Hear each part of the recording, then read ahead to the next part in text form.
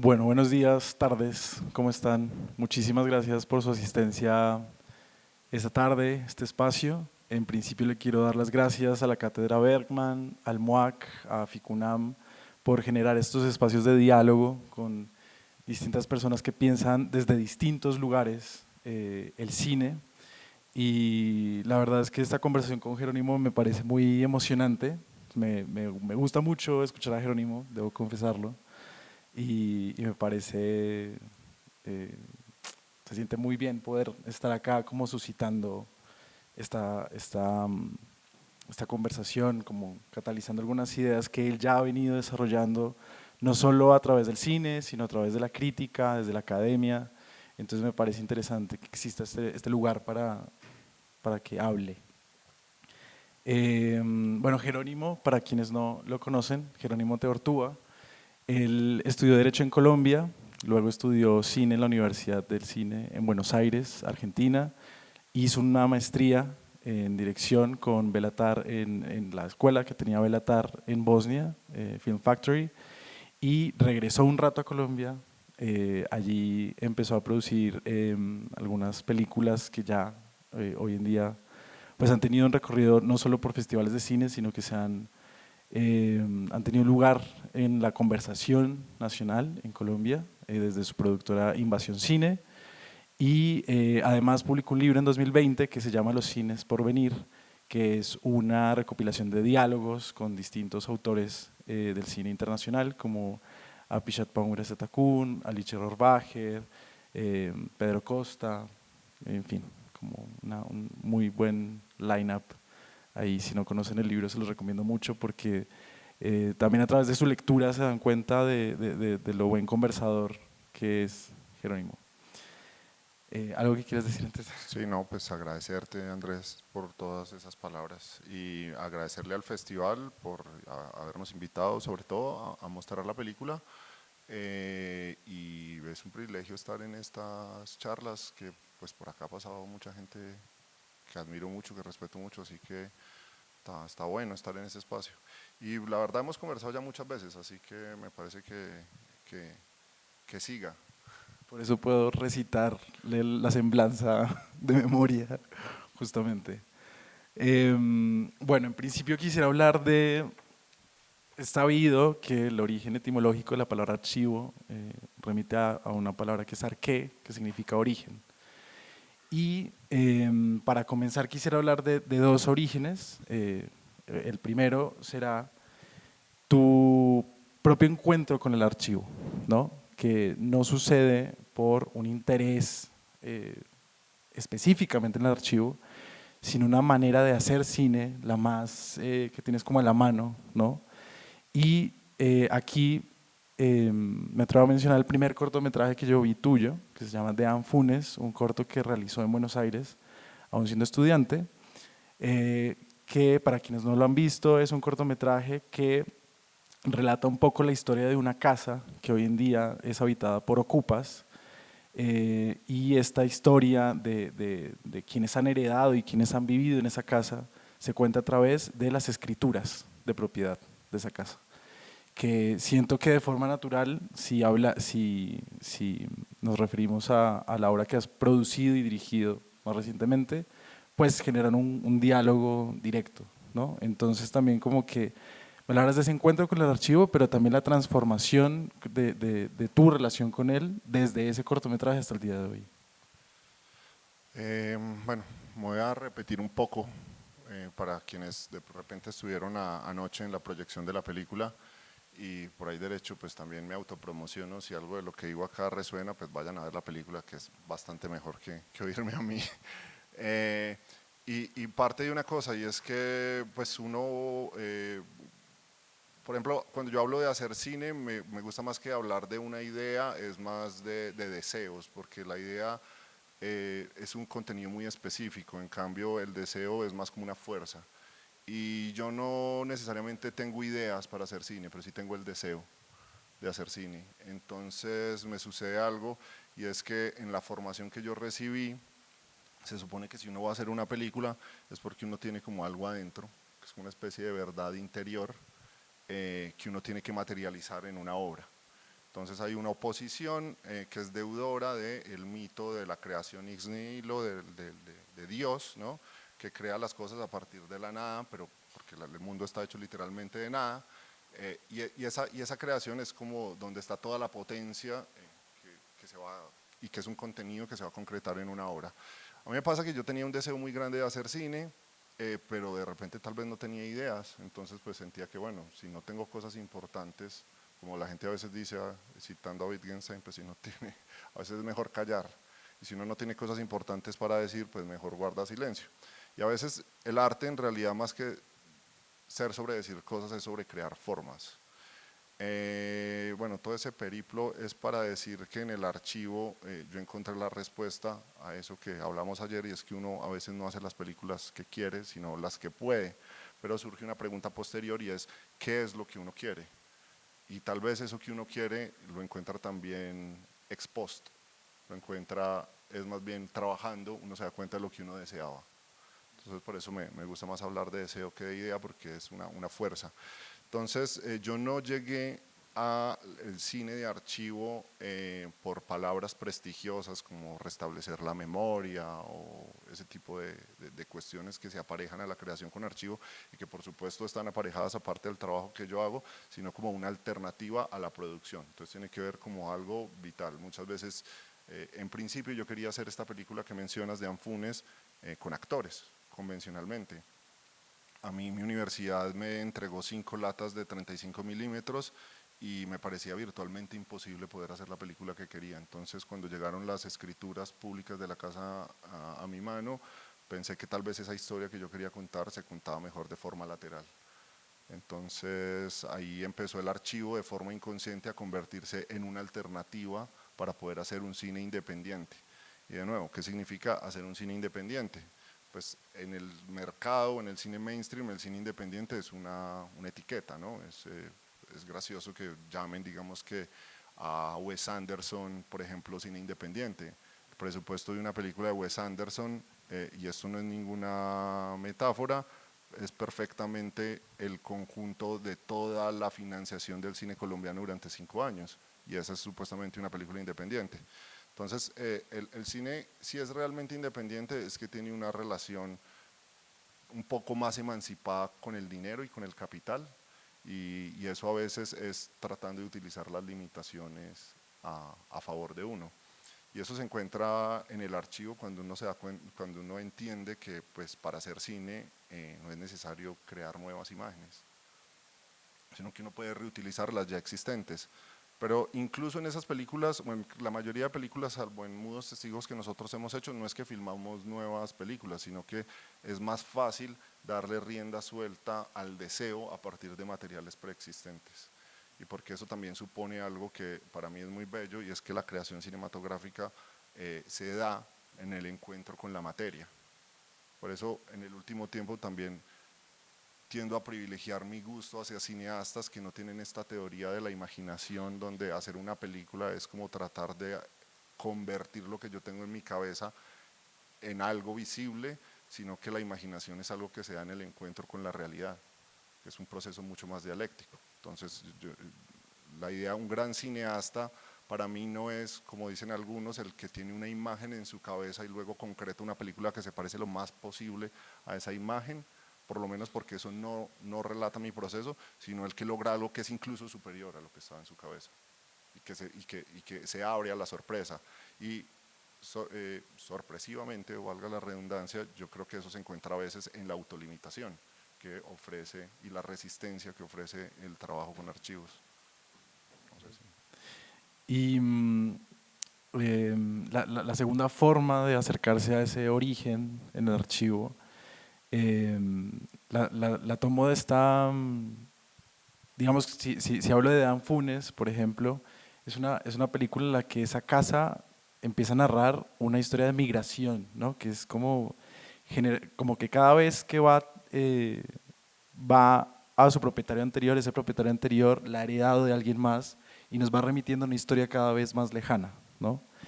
En las películas producidas por la productora de Jerónimo y Juan Mora y, bueno, y sus socios, justamente como que la pregunta por el origen mismo, no solamente es, que también parece como catalizada por el trabajo con archivo. En el caso, por ejemplo, de Mudos Testigos se remite a a ese primer periodo de producción de cine nacional. En el caso de Pirotecnia también se remite como a esa primera imagen cinematográfica en Colombia y cómo las imágenes han fundado una idea de nación. En el caso de Como el cielo después de llover de Mercedes Gaviria, en ella Mercedes habla de su padre, ¿no? También la familia como origen, que su padre a su vez es padre de varias generaciones de cineastas en Colombia, al haber tenido una gran influencia sobre ellos con una película como Rodrigo de No Futuro. Entonces, también es eso, ¿no? Como que ese trabajo con archivo irremediablemente los ha hecho querer preguntarse por ese origen nacional, familiar, cinematográfico. Sí, yo creo que también tiene que ver con nuestra formación. A nosotros pues nos parece en el trabajo que hacemos con Juan, con mi hermano, con Mercedes, que la forma más humilde de uno plantarse frente a la producción cinematográfica es en relación con la tradición, porque cuando uno se planta en relación con la tradición, uno está diciendo es que a mí me antecede gente, gente que vio tal vez los mismos problemas que yo vi, y que les dio respuestas que le permitieron su época. Entonces, normalmente la idea de que uno trabaja con la tradición se puede asociar como algo conservador, pero a mí me parece que si uno no habla con conciencia de la tradición finalmente lo va a traicionar y va a hablar por uno. Entonces, creo que extendiendo un poco más la idea de archivo, la tradición es el archivo de la cultura. Inevitablemente cuando uno empieza simplemente por una pulsión, por un deseo, uno dice, bueno, yo no tengo dinero, no tengo forma de producir estas imágenes, o tal vez es un tema de talento, quién sabe. No tengo la capacidad de gestionar esto, pero voy a empezar a hacer películas con lo que puedo obtener, pues esas imágenes ya empiezan a plantear preguntas. Entonces, esas dos cosas juntas nos han ido llevando en el proceso de plantear el cine como una conversación mucho más amplia, con el archivo no ya solo entendido como la materia misma de imágenes preexistentes, sino como el archivo mismo de la cultura, como bueno, esta definición de Foucault, que no concibe el archivo como materia, sino como la ley de lo decible, y eso es la tradición también. Entonces, pero a nosotros nos parece importante tener una relación de tensión con esa tradición. Yo creo que en Colombia hay muchas películas que tienen esa afiliación inconsciente, por ejemplo, con el cine de Víctor Gaviria, pero al no por lo menos tratar de entenderla o de pensarla, hacen películas francamente reaccionarias, que no es lo que sucede con el cine de Víctor Gaviria. Entonces se genera es como una relación absolutamente deshistorizada y formal con el pasado, y a nosotros nos interesa para reescribirlo también, y sobre todo para ampliarlo. Entonces, también hay algo que es muy importante, y es que el archivo apareja como una serie de mitos, y uno es la idea de que el archivo verifica algo. Y cuando hablamos de archivo de imagen es importante tener algo, y es que por supuesto todas las imágenes tienen una inmanencia, pero una imagen nunca es solo lo que es visible, sino que una imagen tiene dos cosas para poder determinar su contenido. Una es relacional, es el contexto. Una imagen, como cualquier cosa del universo, es lo que las imágenes que la secundan o las imágenes que la anteceden le permiten ser, y lo otro, las mismas imágenes que el espectador proyecta sobre ellas. Entonces la idea de darle vida a las imágenes por sí solas, o que las imágenes van a decir algo si uno las deja hablar, es un mito gigante. Entonces esas imágenes funcionan confrontándolas, interrogándolas y poniéndolas en relación con nuevas imágenes. Y algo que retomo de lo que habías dicho de, bueno, el archivo como una estrategia para poder producir, de repente hace correr el riesgo de que precisamente al tratarse de material preexistente, esta idea de autor se problematice, ¿no? Como que se ponga en crisis, porque justamente como que hemos aprendido que quien eh, filma, ¿no? Que quien compone, quien escribe diálogos, ¿no? Es como el autor, ¿no? Y aquí estamos trabajando con unos materiales que no fueron filmados por, ¿no? Entonces también como cuál es tu relación y la de ustedes como productora con ese concepto al relacionarse con… Sí,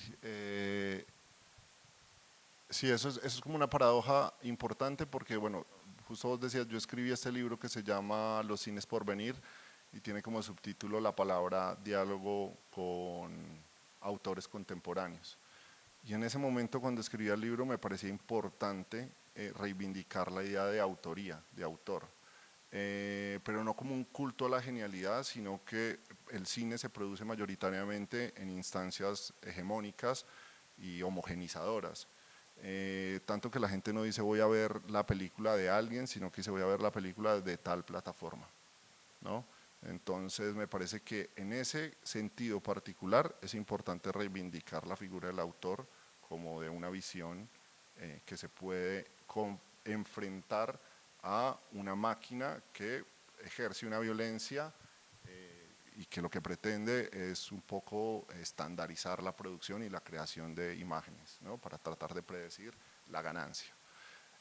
Pero después, cuando uno se enfrenta ya a la realización, ya cuando no es, bueno, vamos a pensar en el cine, sino vamos a crear, se da cuenta que pues empiezan a filtrarse todos estos mitos de la genialidad o de quién es el dueño de esta obra y pues el cine, pues estamos cansados de decirlo, por supuesto que es una obra colectiva. Sin embargo, por mucho que queramos matar el autor existe, porque el autor no es una persona de carne y hueso, sino que es un régimen de circulación de las imágenes.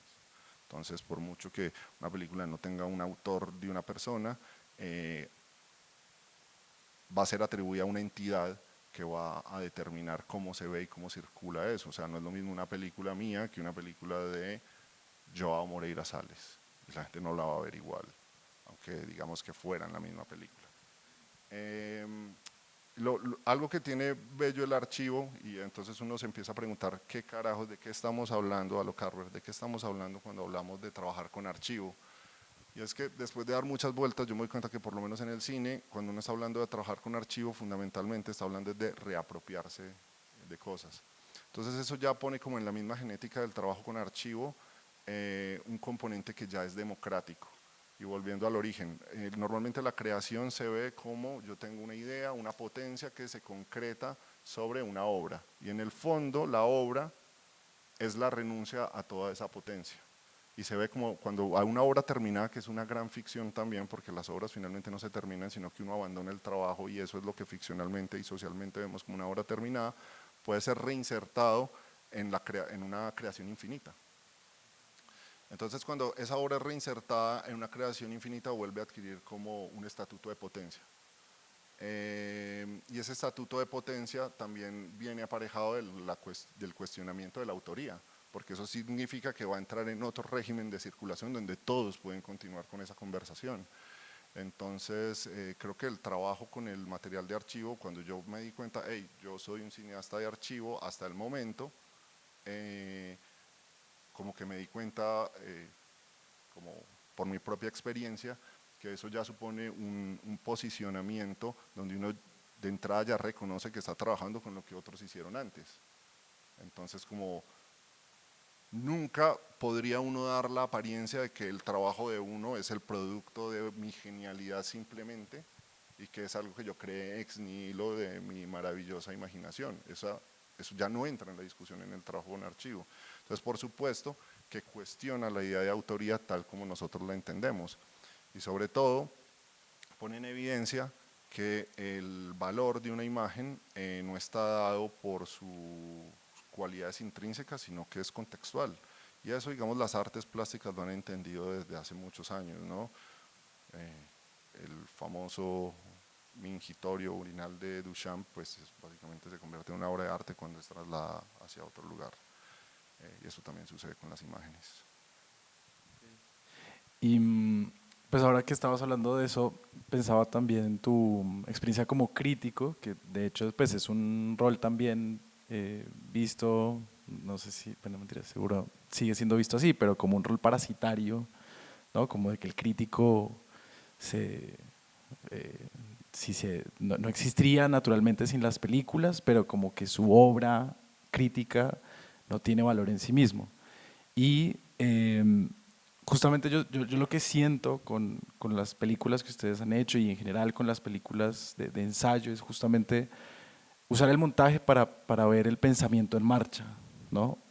Y, y me interesa esa figura del crítico realizador porque es quien desde la escritura ha puesto en relación precisamente materiales muy distintos que pues en este contexto los llamaríamos archivo, ¿no? Como una tradición de pensamiento, una tradición estética, una tradición crítica también. Entonces, al momento del montaje me da curiosidad si tú personalmente también te ves como poseído como por ese otro chip, digamos, ¿no? Pues sucede que gran parte de los cineastas que a mí más me gustan tuvieron un pasado como críticos.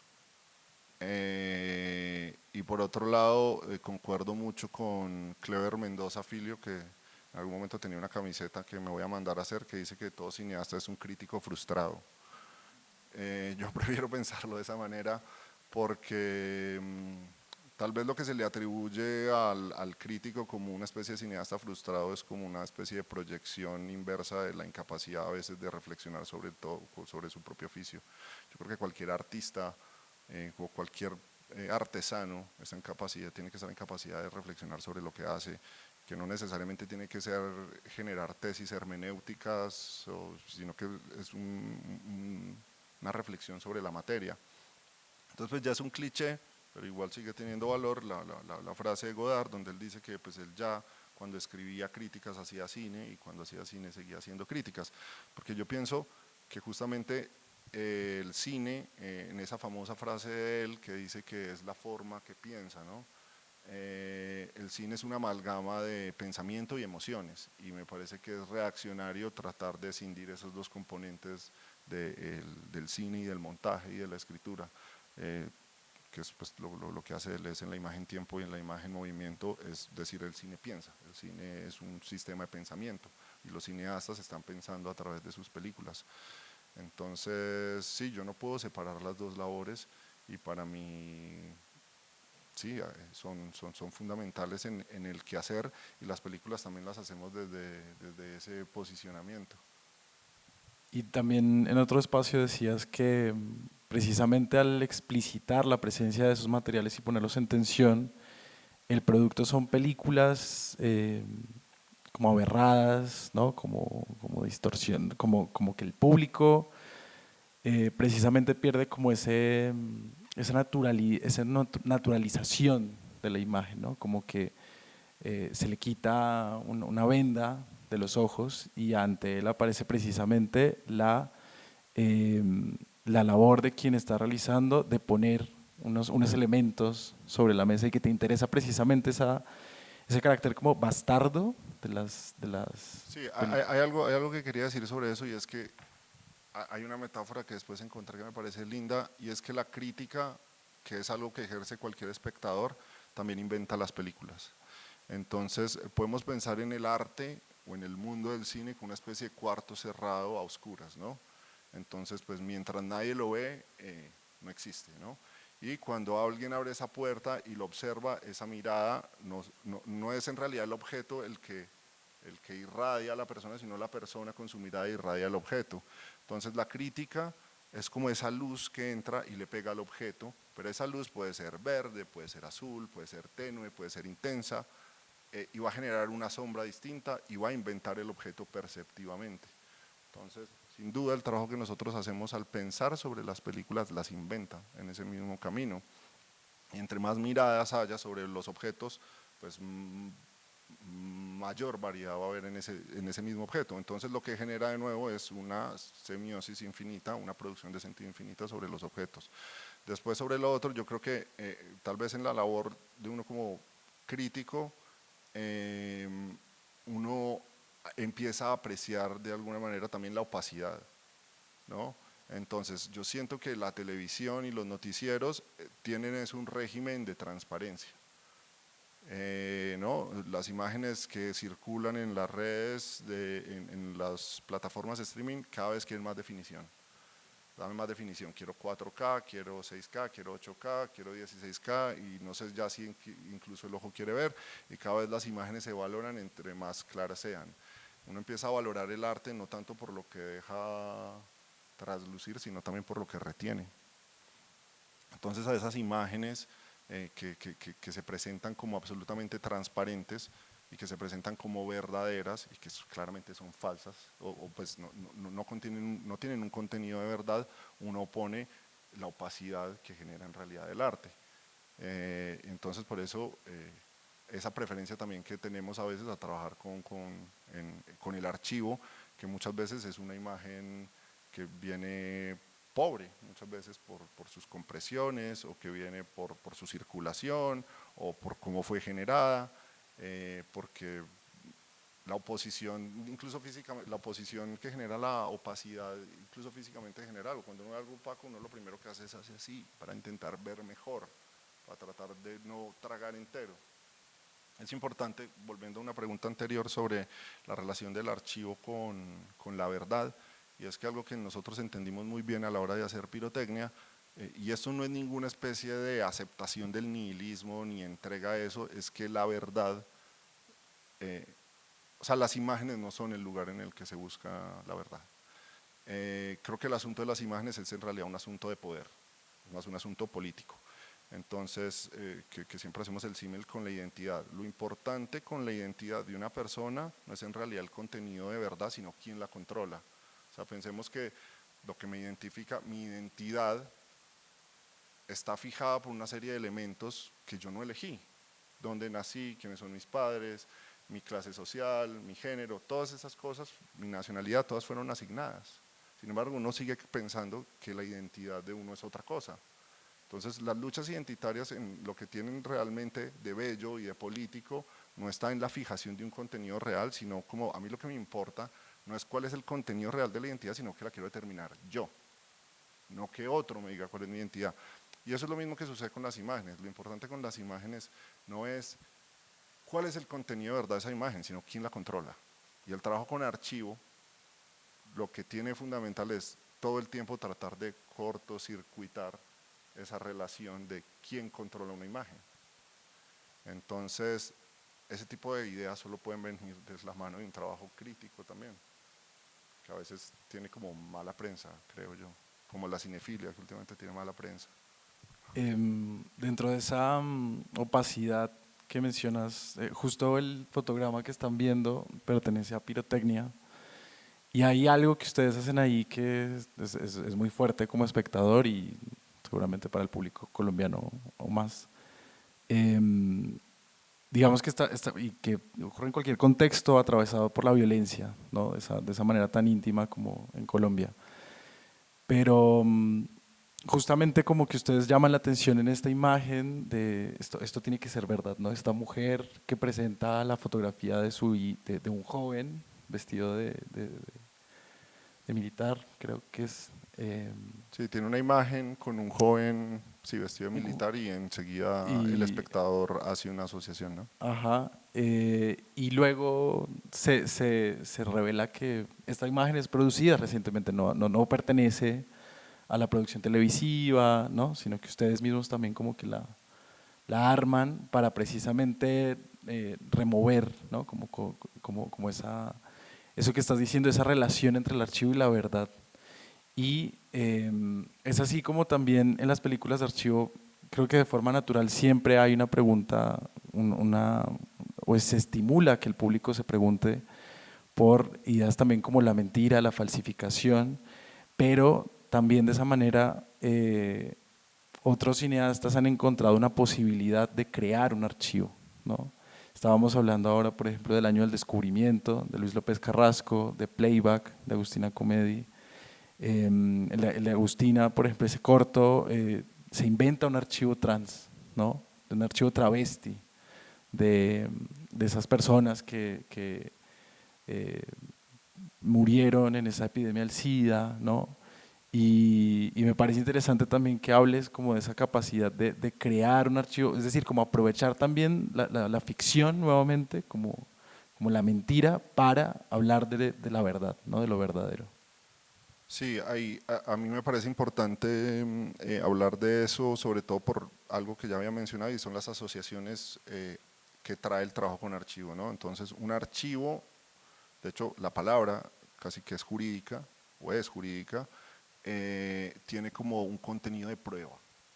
Entonces, cuando uno está ante un archivo, eso pareciera traer, indicar o tener como un implícito y es que está probando algo, ¿no? Y eso es algo que asume el espectador naturalmente, es como un entrenamiento perceptivo. Y a mí a veces me llama mucho la atención esos usos de archivo que no se preguntan eso, como que es una palabra que a mí también me parece sumamente problemática y es la de la memoria. Porque me parece que son palabras que son prestigiosas y que le ayuda a los cineastas a decir el cine que estoy haciendo yo es importante, ¿no? Pero me parece supremamente problemático que haya un montón de cineastas diciendo yo hago cine sobre la memoria, mi película es sobre la memoria, y no se cuestionen ni media vez qué carajos es la memoria, ¿no? Porque la memoria también puede engañar, porque la memoria, aunque está en el interior de los acontecimientos, también puede contener elementos fantasiosos. Eh,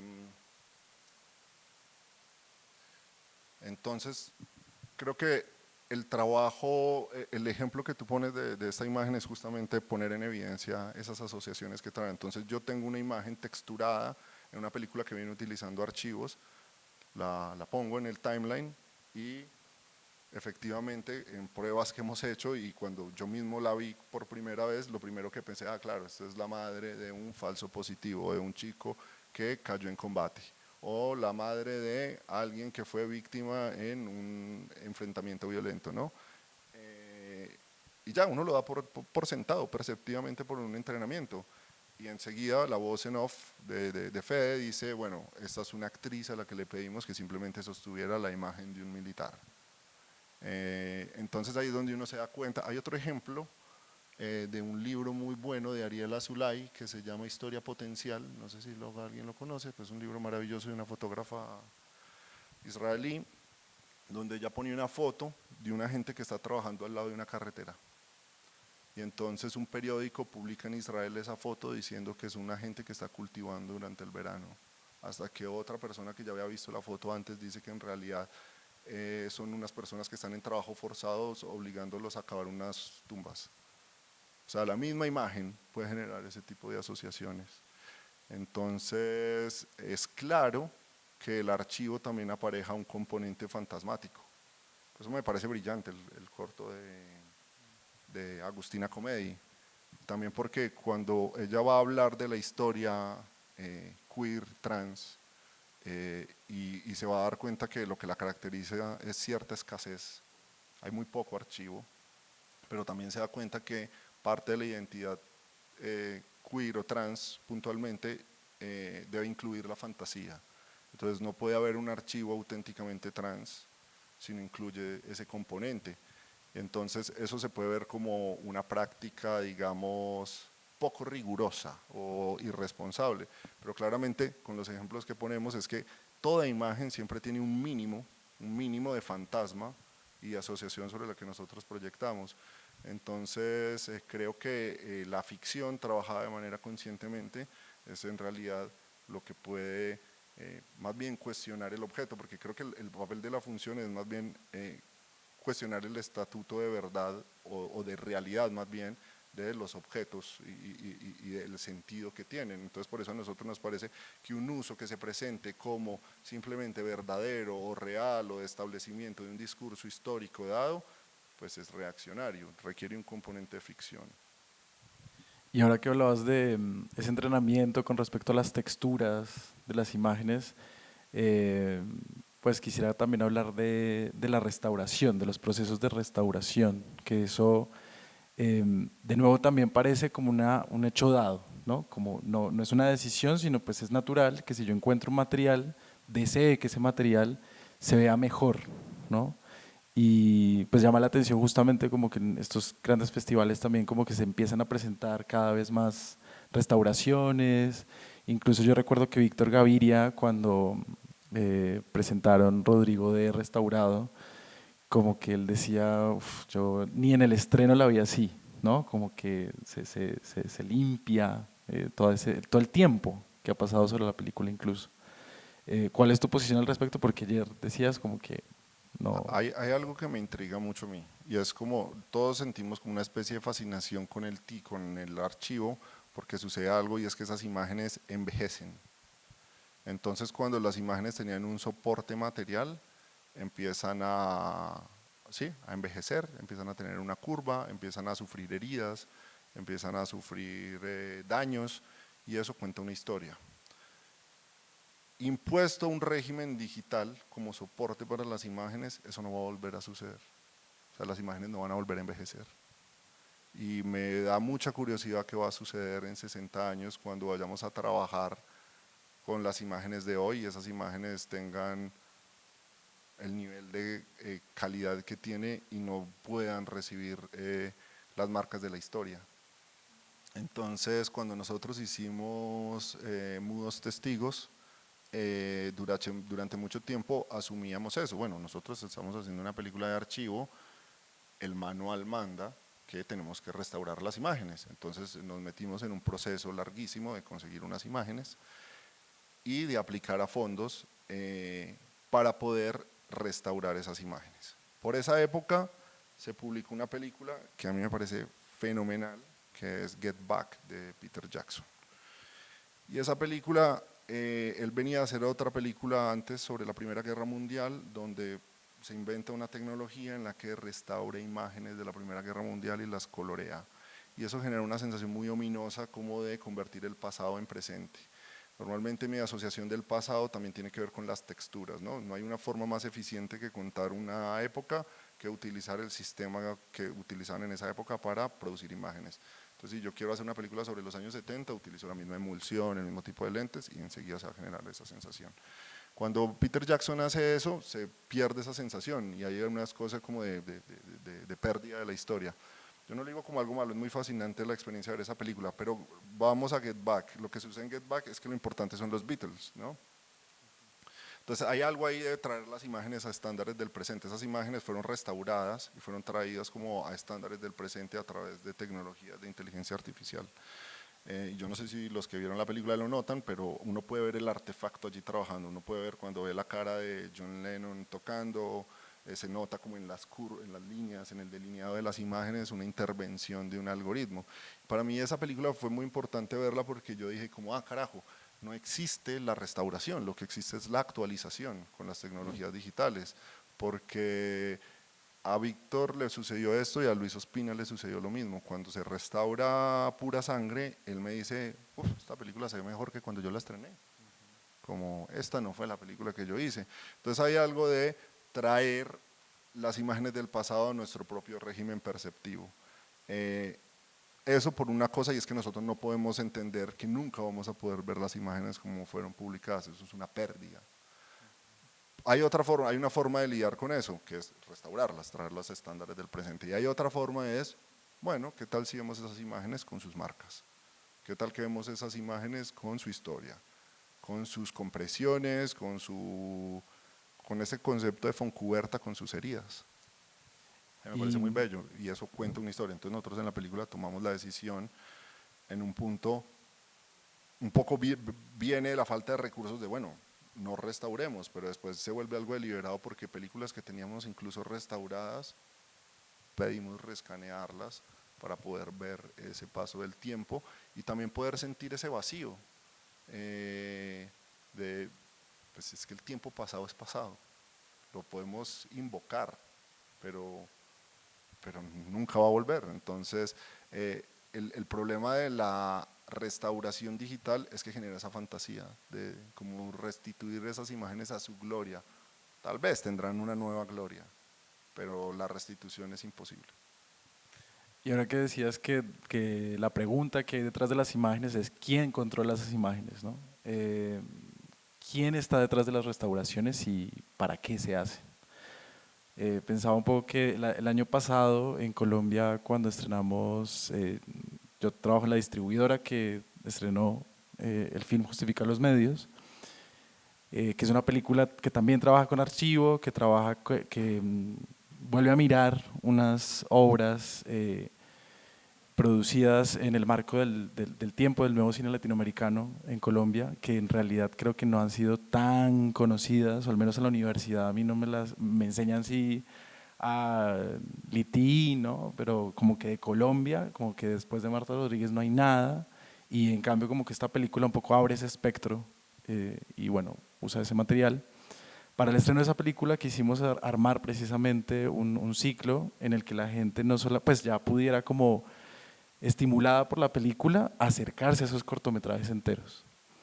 Y nos ocurrió que una película que tenía una versión restaurada y cuyos derechos los tenía una distribuidora amiga, pues nada, nos comunicamos con ella y quisimos pasar la función restaurada, el archivo restaurado, y sin embargo una institución que se enteró nos dijo, pero ustedes, ¿por qué van a proyectar la versión restaurada? Si esa versión es nuestra, ¿no? Y es como una institución pública, que es como, ah, ok, entonces tengo que pasar la NSD porque la restauración que se hace con fondos públicos no la Bueno, puedo usar. pero espera ahí, yo te interrumpo porque pues, después se me olvida y me parece eso muy bueno. Pensemos que el régimen visual de la restauración es una forma de expulsar ciertas imágenes. Entonces, hay imágenes sobre las que ya opera el dominio público, yo las puedo usar, pero ¿qué pasa? Sobre la restauración yo no tengo, ya no hay dominio público. Entonces, una forma que se han inventado de restablecer la propiedad y restringir la libre circulación de las imágenes es la restauración. Entonces, generamos un régimen perceptivo en que esas imágenes ya no está bueno verlas, repele a la percepción del espectador, las películas tienen que ser llevadas a un estándar visual, y al mismo tiempo ponemos propiedad intelectual sobre las restauraciones. Entonces es un win-win, ¿no? Y que se vuelve luego un obstáculo para ustedes, ¿no? Justamente Diana Bustamante, que está presentando una película también con material de archivo, de la televisión, contaba en un Q&A cómo tuvo como que acceder, seleccionar rápidamente lo que iba a usar de material, porque en muy breve tiempo ese material iba a pertenecer a una colección privada, ¿no? Entonces como que le tocó moverse rápidamente para seleccionar el material, y hoy en día quien quiera acceder a ese material, quizás quien quiera volver, ya no lo va a poder hacer con la excusa de que no tenemos el release de las personas que aparecen en esa, que son noticieros, ¿no? Como que es absurdo, ahora como dices, o sea, ¿cómo les van a pedir releases a unas personas que están presenciando una masacre? Además material ya emitido, ¿no? Y sin embargo se bloquea, encuentra como esos bloqueos para que pues puedas precisamente como volver a entrar en ese circuito que estás hablando, ¿no? De, para producir más sentido alrededor de esas imágenes, ¿no? Como que Sí, siempre me parece a mí entrar en un terreno medio pantanoso cuando uno empieza a hablar del capitalismo, porque pues básicamente todo uno puede tirar la carta, es el capitalismo, ¿no? Pero el capitalismo siempre genera nuevas fronteras para generar, apropiarse de las cosas, para ponerles precio, y esas son nuevas lógicas de hacerlo. Entonces a mí me pasaba eso, entonces no sé, yo daba cursos de archivo y decía, bueno chicos, no pueden hacer imágenes, hagan cine con archivo. Entonces yo decía, ah bueno, sí, vamos a hacer cine con archivo, y llega Patrimonio Fílmico, hey, págame. Entonces no, tampoco se puede. Entonces la idea el capitalismo pues cada vez le va poniendo precios a las cosas, y las ideas nunca tuvieron precio, ¿no? Hasta que se inventaron una cosa que se llamó propiedad intelectual, que estaba fijado, por eso en Estados Unidos se llama, en el régimen anglosajón se llama copyright, que se crea, creo que es a partir de la novela de Robinson Crusoe, de William Defoe, que él escribe el libro y un montón de gente, porque no tenían esa noción, empieza a imprimirlo también, empieza a hacer versiones. Entonces la corona decide, en reconocimiento a esta obra tan importante, ofrecerle a él o a los nuevos escritores, para estimular un monopolio reducido sobre sus ideas de 5 años. Entonces, si tú produces un libro, pues puedes tener el monopolio, porque en últimas la propiedad intelectual es solo un monopolio, como dice, creo que es Humberto Eco, si yo tengo una manzana y te doy mi manzana, ahora tú tienes una manzana y yo no tengo, o si la partimos tenemos media y media, pero si yo tengo una idea y te la doy, ahora los dos tenemos una idea.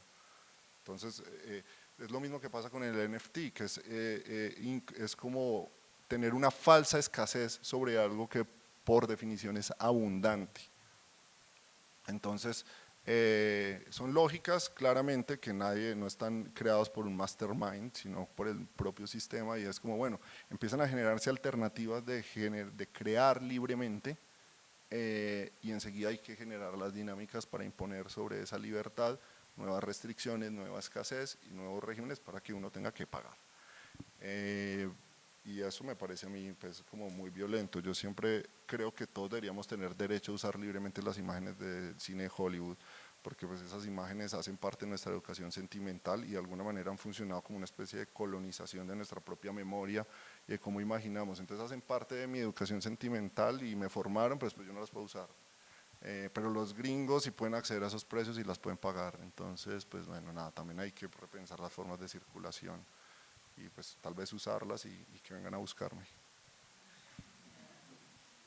Bueno, pasando a otro tema, quería hablar también de la palabra, de la relación de la palabra con el archivo, como que pensando en películas, está un poco, está, está Los Nizza, ¿no? Que en Historia Natural de la Destrucción, el juicio de Kiev, como que expone, ¿no? Como que va, como que encadena unas imágenes y se desarrollan unos acontecimientos en los que claramente hay una posición frente a ellas, pero la voz está completamente ausente, ¿no? Es como las imágenes, de pronto como contradiciendo lo que estamos diciendo, sí contienen una verdad, ¿no?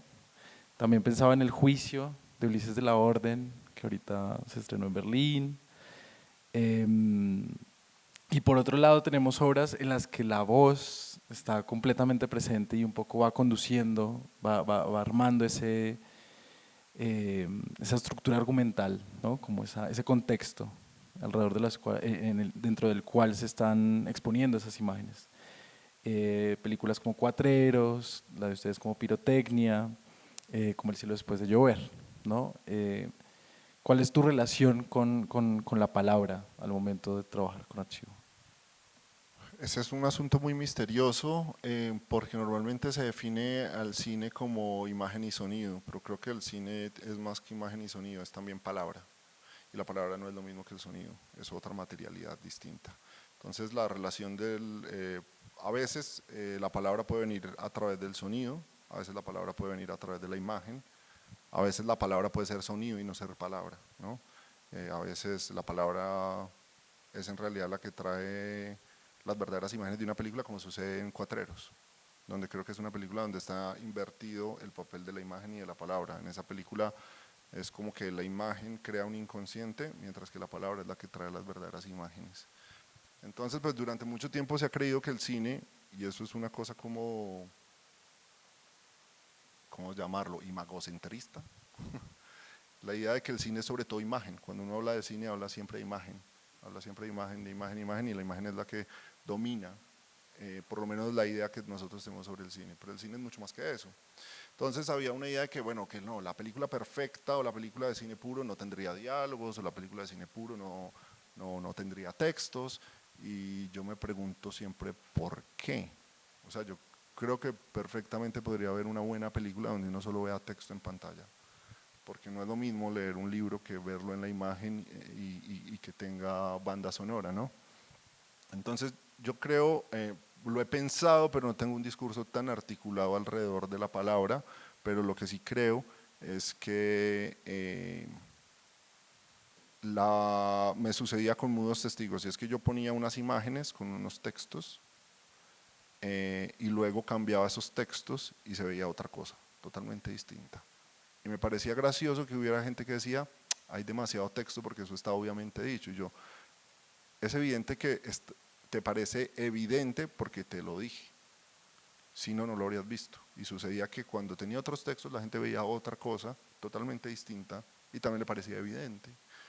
Entonces, creo que cuando se trata de volver a ciertas imágenes y puntualizar o cortocircuitar la forma como circulan o como son vistas, ahí es importante la labor de la palabra, ¿no? Y sobre todo porque la palabra tiene un contenido, tiene cierta transparencia en ese sentido. Es que yo te estoy diciendo lo que estoy haciendo, en cambio los Nitsa te dan una idea de transparencia distinta, donde no transparenta sus intenciones, sino que lo generan una especie en un régimen que me parece maestro, los Nitsa, pero digo, él te genera una idea de transparencia en lo que ves.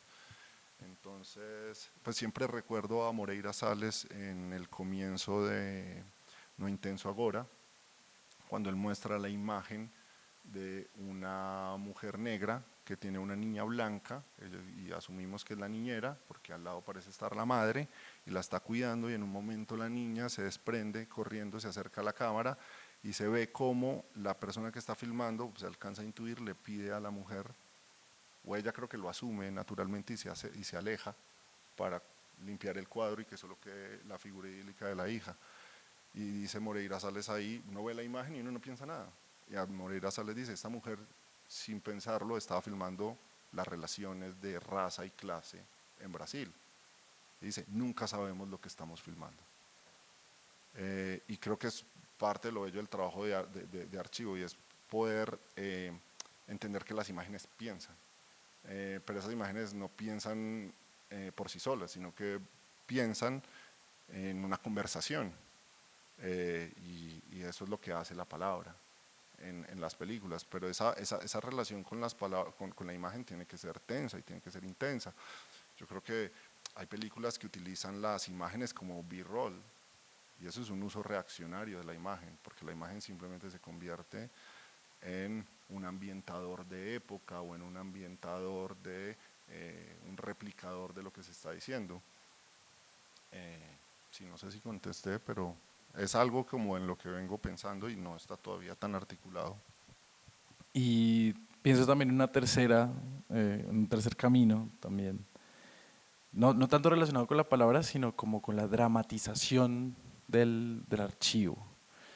Y ahí pienso como en Cena de Asif Kapadia, en Maradona, pero por ejemplo en Mudos Testigos hay algo que a mí me emociona mucho y es el grado de pasión que ustedes consiguen construir en ese melodrama, que ayer Juan decía como eran melodramas muy malos, ¿no? Y sin embargo como que ustedes con ese material consiguen precisamente como exponer un amor completamente desbordado, ¿no? Que termina incendiando la ciudad, o sea, como que siento que ahí hay otro camino. Por ejemplo, también pienso en una película colombiana que se llama The Smiling Lombana, en el que Daniel Abad habla de un abuelo materno, si no estoy mal, que empieza como a relacionarse con narcotraficantes y la manera en que ella usa ese material familiar es completamente ascenso y caída ¿no? y descenso al infierno de un personaje.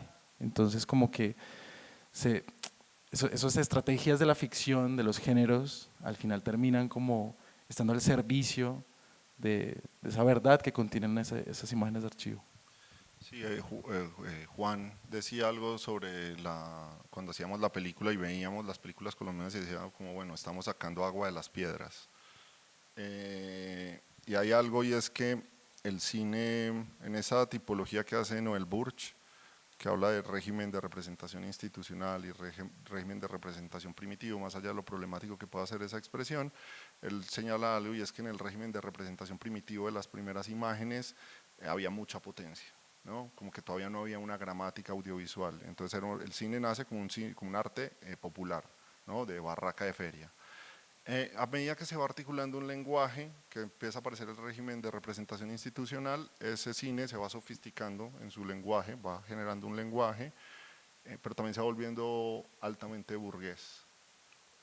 Estas películas colombianas es como que tienen lo peor de dos mundos. Son torpes en su lenguaje y supremamente burguesas. Entonces no tienen toda esa potencia. Sin embargo, cuando nosotros fuimos y vimos las copias de las películas, solo dos películas se conservan completas, el resto solo se conservan fragmentos. Y esos fragmentos están conservados en unas latas de exhibición que están guardadas en Patrimonio Fílmico Colombiano. Bueno, resulta que esas latas están armadas como verdaderos monstruos de Frankenstein, donde hay a veces cosas que estoy seguro que son outtakes, hay copias de distintas copias de exhibición, hay algunas que están quemadas, otras que están en buena calidad, hay planos que se repiten. Si uno dejara de ver las cosas imponiéndoles, es porque esto está malo, esto es una película incompleta, y se abriera a la percepción de eso, y no tuviera que todo el tiempo para poder apreciar algo sentir que lo creó un ser humano, sino que estos son productos del paso del tiempo, empiezan a emerger cosas nuevas y nuevos sentidos entre esas imágenes.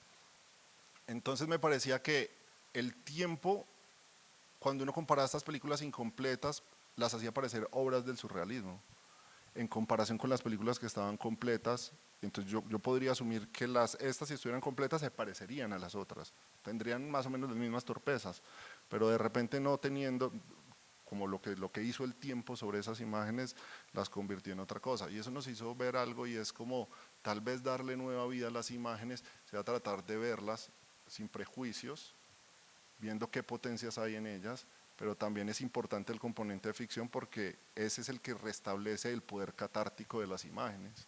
Y si esas imágenes en un momento tuvieron un poder de conexión con el espectador, presentadas así nomás no lo va a generar, porque digamos hoy todos tenemos un montón de cosas asumidas sobre la política, sobre el mundo, sobre las formas, sobre lo que es o no verosímil, que no va a dejar que esas imágenes se vean. Entonces hay que generar estrategias para poder restablecer el fuego, ¿no? Como cuando estrenaba la película, yo trataba de contar esa historia que me parece muy bella, que cuenta Godard al comienzo de Hélas pour moi, que Godard dice que existe esta leyenda judía, ¿no? Donde decía que cuando mi tatarabuelo quería solucionar un problema, acudía al bosque, decía una plegaria y encendía un fuego, una llama, y eso era suficiente. Cuando nuestro abuelo quería solucionar el mismo problema, iba al bosque, decía la plegaria y ya no sabía encender el fuego, pero sin embargo ello bastaba. Cuando nuestro padre quería solucionar el problema, iba al bosque, ya no recordaba la plegaria y ya no recordaba la oración, pero ello bastaba. Nosotros no recordamos ni dónde está el bosque, ni la plegaria, ni cómo encender el fuego, pero podemos contar la historia y ello basta. Entonces, siempre me pareció muy bella esa idea de él de poder contar la historia. Tal vez la historia no sea la misma, pero es una forma de tratar de mantener el fuego de estas imágenes. Bueno, me han dicho que tenemos un espacio de media hora más o menos para preguntas del público. Acá hay una y allá hay otra.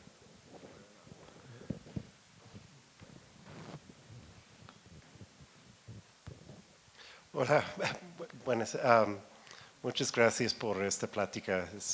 Hola, Jerónimo. Es un gran placer escucharles. Creo que es muy importante tener mesas de este tipo en el festival. Quiero preguntarte, Jerónimo, sobre cómo piensas en la relación entre lo específico y lo general en el contexto del metraje encontrado. Por ejemplo, si pensamos en la historia de metraje encontrado en cine experimental, el siglo XX, es como podemos pensar en ejemplos de usar lo específico para comunicar algo de lo general, es como A-Movie de Bruce Conner, por ejemplo. También podemos pensar en lo opuesto, de rescatar algo de lo específico desde los géneros, por ejemplo, Rose Hobart de Joseph Cornell. Es como de comunicar algo de una persona específica más allá de los géneros.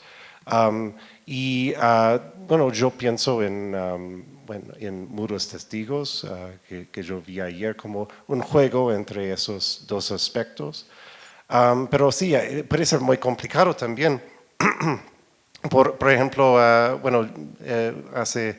el año pasado le pregunté a Leandro Listorti sobre algo semejante con respecto al uso, la conexión entre el metraje encontrado y el espécimen botánico. Es como el metraje encontrado como espécimen que tiene esta ambigüedad casi esencial a la idea del espécimen. Es algo específico, pero también pertenece a una especie. Y eso significa que podemos proyectar algo más allá, algo más general desde lo específico. Bueno, es como, ¿cómo piensas en la relación entre lo específico y lo general en el contexto del metraje encontrado? Gracias. Sí, mira, me haces pensar en algo. Cuando uno piensa en la historia del cine de archivo y uno se pregunta cuál es la primera película de la historia del cine de archivo como algo específico, surgen dos posibles películas. Una es la caída de la dinastía Romanov de Firshub, ¿no? Del 27. Esa es una película que uno la podría suscribir dentro de la tradición documental, que tiene como una vocación también de hablar de manera general. Y la otra es la que vos mismo has citado, la de Joseph Cornell, Rose Howard, ¿no? Que es una película que pertenece a la tradición experimental, ¿no? Creo que un cine que pudiera, algo es específico realmente cuando en su particularidad puede también manifestar el género al que pertenece. O sea, si no es una especie de nada. La especie tiene que expresar también el género. Creo que ese camino, esa doble asociación ha marcado la historia del cine, ese doble origen ha marcado la historia del cine de reapropiación o metraje encontrado, y es que normalmente es o documental o experimental. Esas son como las dos grandes tradiciones del metraje encontrado. Creo que el ejercicio de tratar de trabajar la ficción es lo que puede generar esa relación distinta entre lo específico y lo general. Que cada vez yo creo que están haciendo, nosotros no nos hemos inventado nada con Mudos Testigos, por supuesto existen ficciones de archivo, pero no son tan comunes. Entonces creo que ese camino puede llegar a tender puentes o generar vasos comunicantes entre esta relación que mencionas, pero habría que pensarlo mejor, es muy buena la pregunta.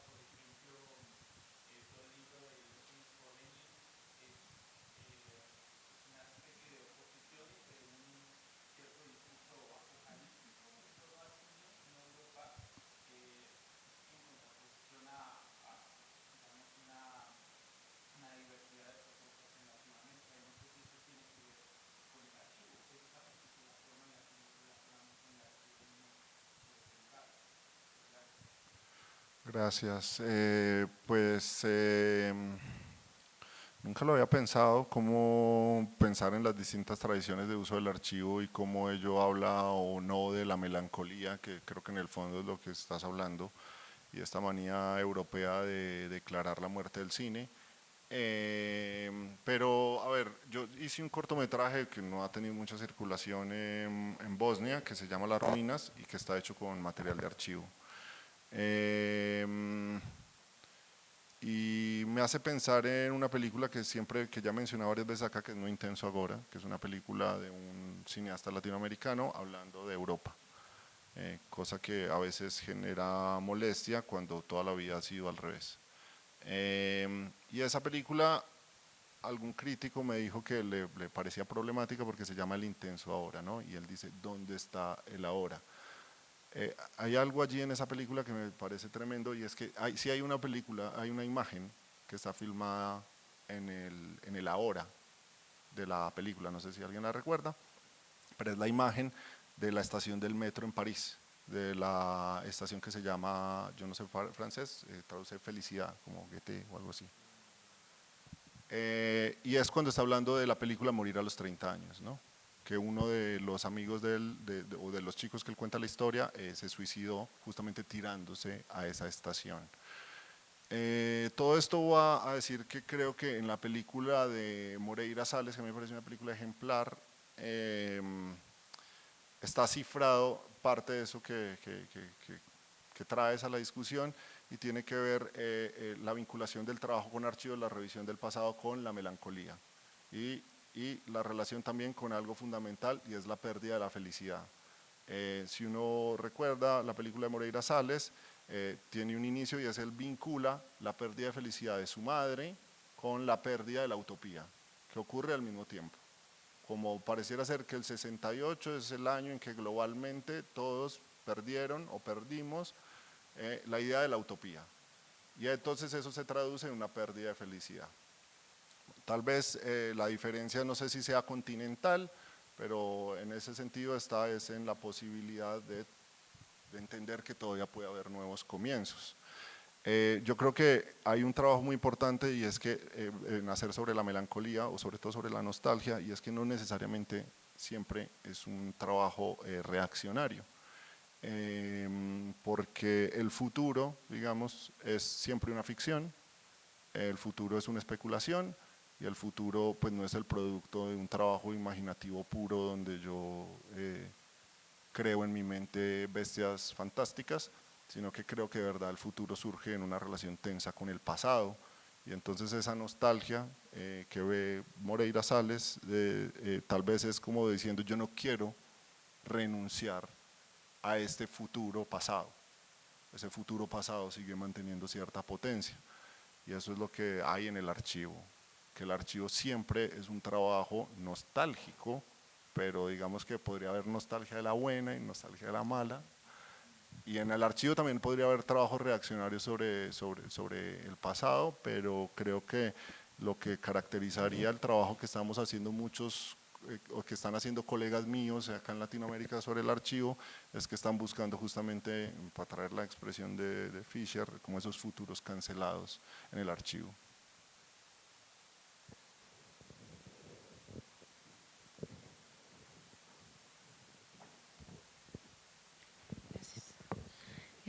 Me gustaría hacerte un montón de preguntas, pero eligiendo algo como en concreto, me gustaría que conversaras con nosotros ya no tanto como en las imágenes en un sentido como abstracto, sino en su diversidad, ¿no? O sea, como en su tipología.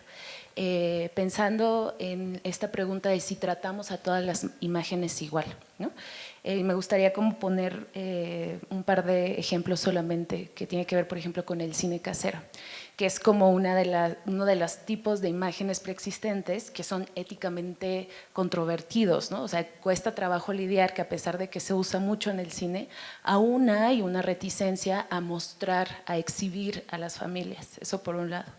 Y por otro lado, por ejemplo, películas emblemáticas y privilegiadas de historias nacionales, como, no sé, hace poco sucedió que a través de inteligencia artificial colorearon Macario, una película importante para nuestra historia, y causó mucha controversia, ¿no? Entonces, como no sé si eso hubiera pasado con otras películas que no son igual de reconocidas, que no fueron premiadas, que no han sido constantemente utilizadas en un discurso oficial historiográfico, ¿no? Entonces, como que me cuesta trabajo entenderlo porque creo que no tratamos a todas las imágenes de la misma manera, ¿no? Socialmente hablando y cinematográficamente también. Entonces, como que cómo ves lo que pasa a nivel social y tú cómo tratas a las imágenes también en su particularidad. Es un asunto fundamental el que pones sobre la mesa. Hay un texto muy bueno, muy conocido de Ito Steyer sobre esto que se llama En defensa de la imagen pobre, donde ya justamente, el texto ya tiene sus años, y ese texto dice, plantea algo en un momento que ya no es el nuestro, y es en el que hay como una especie de superproducción de imágenes digitales.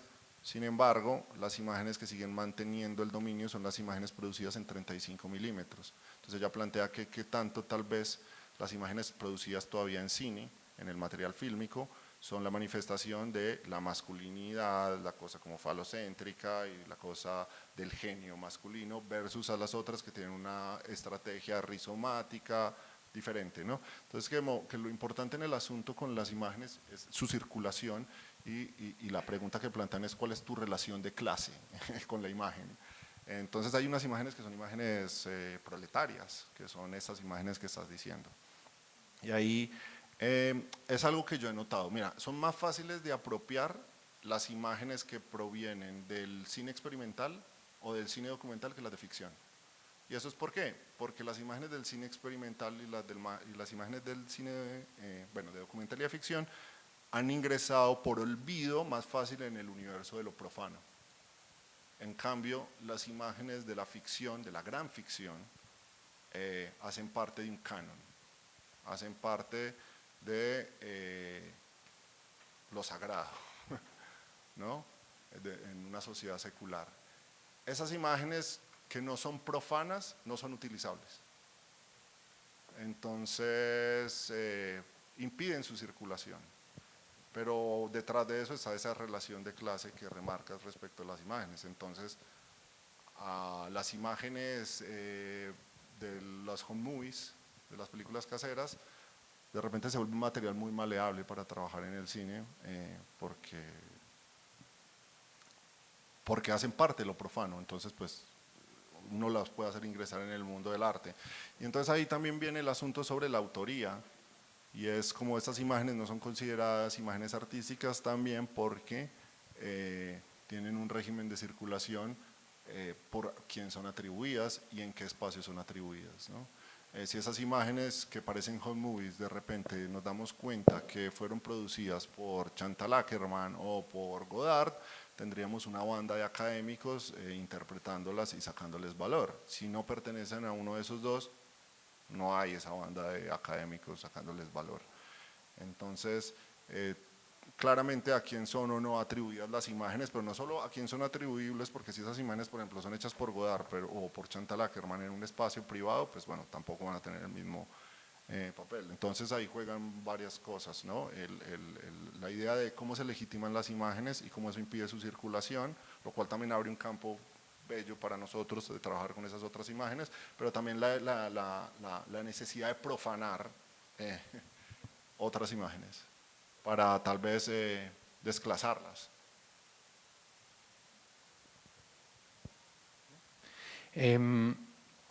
Entiendo tu postura sobre la restauración y me parece muy interesante. Sin embargo, una cosa es la restauración y otra cosa es la digitalización de las imágenes, ¿no?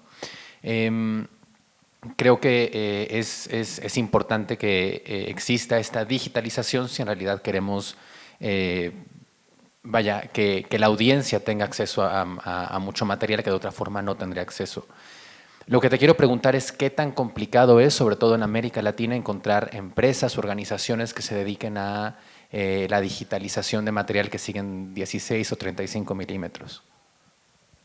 No, es buena la diferenciación que haces y la tengo muy clara, pero también es importante señalar que esa diferenciación sí marca restricciones en la forma de circulación. Justo ayer hablábamos, por ejemplo, de las películas de Marguerite Duras que aquí se están presentando. Las películas de Marguerite Duras, por ejemplo, se podría facilitar la circulación de ciertas imágenes, de ciertas películas de ellas, simplemente digitalizándolas y no teniendo que pasar por el siguiente paso, que es el de la restauración. La restauración se ha convertido en una especie de paso necesario que siempre trae consigo una nueva propiedad intelectual sobre las imágenes. Entonces, yo no estoy en contra ni mínimamente de la restauración, solo que creo, o sea, esto es importante, como dice Valerino, en toda teoría hay una autobiografía. Yo estoy hablando desde un punto de vista y es el de cineasta, no el de restaurador, no el de archivista, porque yo trabajo con archivos, yo no soy archivista. Entonces, el archivista va a hablar con otras consideraciones que son muy valiosas, pero que no son las mismas cuando uno quiere crear. Y sobre todo también cuestionarse esas cosas que nos venden como deseables, ¿no? O sea, digamos, el mundo de hoy que todo el mundo estaría fácilmente dictaminaría como un mundo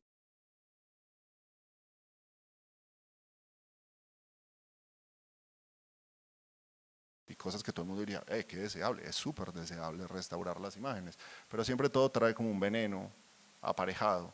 Y las restauraciones de las imágenes, o sea, muchas veces simplemente con la digitalización las imágenes podrían volver a circular, e incluso todos nos podríamos acercar a esas imágenes observando las maravillas que el tiempo obró sobre esas imágenes. Esa es una experiencia que nos está prohibida.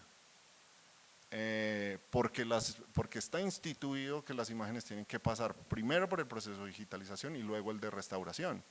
Y el proceso de restauración, además, hoy, gran parte del estándar, no todo, por supuesto se hace de otras maneras, incluye componentes de inteligencia artificial que adocena información, que interpreta y modifica las imágenes en un modo que generan un estándar visual. Entonces eso es fundamentalmente a lo que yo me refiero.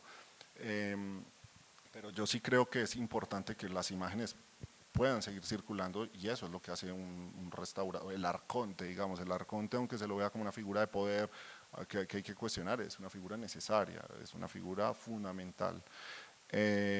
¿Y cuál es el acceso a la digitalización? No, pues para nosotros es casi misión imposible, ¿no? Digamos, en Colombia hay un solo escáner, existe el rumor de que hay 2 escáneres, y el segundo pertenece a una clínica y no lo presta. El primero lo tiene la Cinemateca y está tratando de entender cómo generar lógicas para que la gente tenga acceso a él. La gente tiene acceso a él, pero no libremente, porque tampoco pues, todo el mundo lo puede usar, es un instrumento caro. Qué pobres que somos que en todo un país no podemos tener más de 2 aparatos que cuestan $35.000. Es una pobreza terrible. Entonces, y bueno, y luego está esto, yo no puedo tener acceso a las imágenes porque hay unos protocolos, digamos, de uso y de circulación, incluso los mismos dueños de las imágenes no quieren que uno las vea, sino, digamos, están vestidas y así caladas, ¿no? Como verlas desnudas está mal.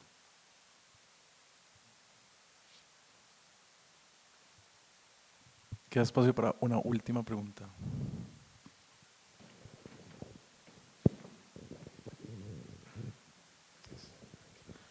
Hola.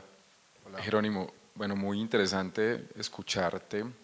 Varias de las cosas que dices resonaron en mí como lo advertiste un poco al principio.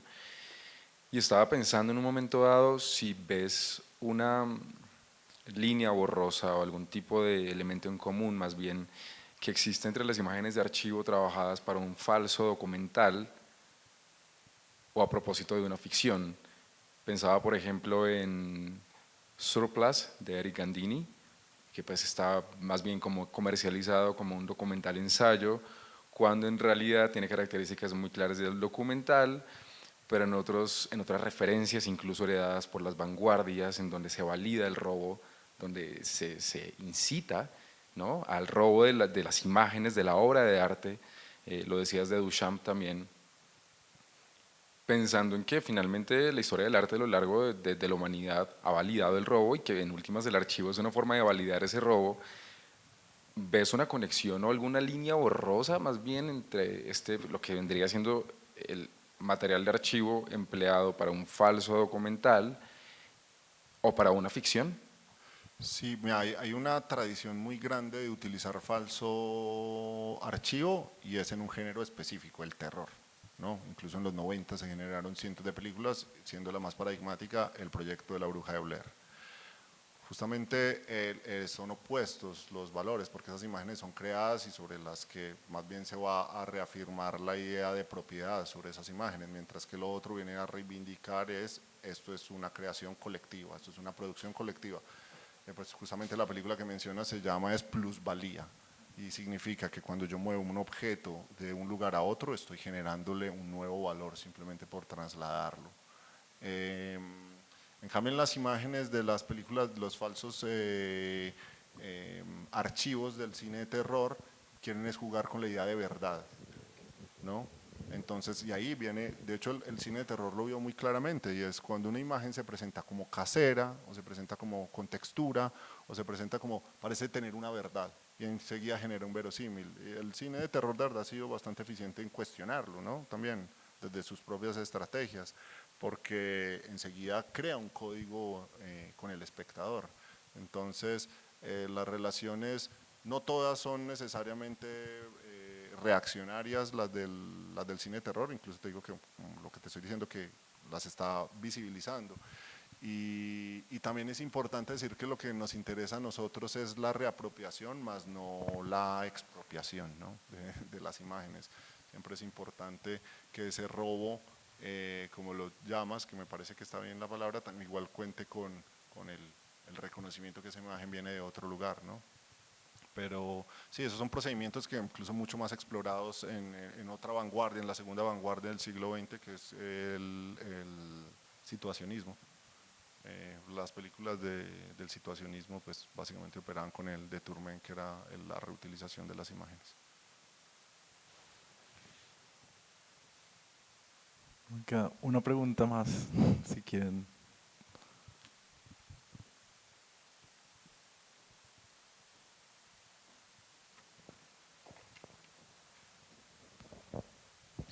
Hola Jerónimo, bueno, me he dado cuenta como que ahorita el cine colombiano está siendo muy usado por el archivo, como que hay varias películas que ahorita están en cartelera o ya salieron, como Mudos Testigos, nuestra película, Balada para Niños Muertos, bueno, sin fin de películas que ahorita están como rondando por ahí de donde se utiliza el archivo. Quiero saber, digamos, desde Mudos Testigos, cómo este archivo también permeado pues por una creación anticipada cambia, o sea, esa creación a partir de lo que tú estás viendo y lo que estás encontrando pues de ese archivo.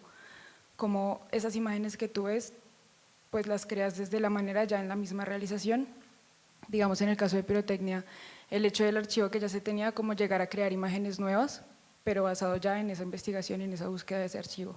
Y pues cómo sentir cómo estas historias realmente están contando algo a través del cine y para el cine, para la gente pues que vemos cine colombiano y demás. Repíteme un poco la pregunta, perdón, porque, o sea, para darte una respuesta más precisa. Sí, o sea, como básicamente, cómo el archivo te cambia la perspectiva de la película que ya tenías creada en la cabeza a partir de las imágenes que has ido encontrando. Ok. Te voy a dar una respuesta que es casi que tautológica, y es, pues sí, o sea, uno empieza a hacer una película con el deseo de hacer una película y a veces vagamente con decir algo, porque creo que es perfectamente válido hacer una película para decir algo, ¿no? Y creo que lo que es valioso es estar abierto al encuentro, ¿no? Y cómo eso que yo tenía para decir, pues muchas veces es una fantasía, es una proyección de otras cosas que lo que me revela las imágenes o las relaciones que yo establezco con ellas va modificando. Entonces creo que lo importante es estar abierto a esa reescritura que el archivo siempre supone, porque uno siempre va a trabajar con otros significantes que uno no puede manipular del todo, si no estaría, yo creo que es un problema ético ese. Entonces las imágenes tienen un ADN y ese ADN tiene posibilidades infinitas, pero infinitas no son todas, ¿no? No las puedo maltratar de esa manera. Entonces creo que también la proliferación de películas de archivo en Colombia, yo creo que uno también lo puede entender con el momento histórico que estamos viviendo y como una necesidad también de reescribir la historia y de también volver a ver las imágenes, y lo importante en estos casos, o sea, nosotros solemos decir que somos un país sin memoria, ¿no? Y eso no es tan cierto. A veces incluso el problema es la memoria que tenemos. Entonces el archivo lo que me pide es esa modificación, es estar abierto a la reescritura. Bueno, muchísimas gracias al público, a Jerónimo por estar aquí, y de nuevo al MOAC, a la Cátedra Bergman y a FICUNAM. Sigan asistiendo a las salas, todavía quedan 5 días de funciones. Nada, muchas gracias. Un aplauso. Gracias, de verdad. Gracias, Andrés.